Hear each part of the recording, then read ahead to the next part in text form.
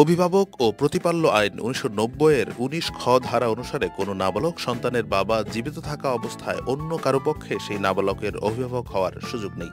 তবে এই সুযোগ থেকে বেরিয়ে আইনটির এই ধারা সংবিধান স্বীকৃত মৌলিক অধিকারের সঙ্গে অসামঞ্জস্যপূর্ণ হওয়ায় কেন তা সংবিধানের ২৬, ২৭ ও ২৮ অনুচ্ছেদের সঙ্গে সাংঘর্ষিক ঘোষণা করা হবে না, এক রুলে তা জানতে চেয়েছেন হাইকোর্ট। এবং এই প্রসঙ্গে আবারও আদালত প্রাঙ্গণে উচ্চারিত হল অভিনেত্রী আজমিরি হক বাঁধনের নাম। আর উচ্চারিত হবেই না কেন? বাংলাদেশের ইতিহাসে তিনিই একমাত্র মা যিনি সন্তানের পূর্ণ অভিভাবকত্ব পেয়েছেন। বাঁধনের আগে এবং এখন পর্যন্ত তার পক্ষে এখনো কোনো নারী তার সন্তানের অভিভাবকত্ব পাননি। অবশ্য এই রায়ের মহত্ব সম্পর্কে সেই সময় বাঁধন বুঝতে পারেননি। সময়ের সাথে সাথে এটার গুরুত্ব উপলব্ধি করেছেন তিনি।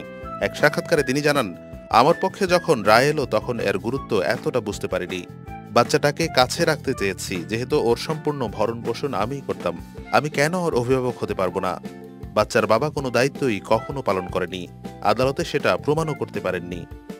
তার জন্য আমাকে অভিভাবকত্ব দেওয়া হয়েছিল।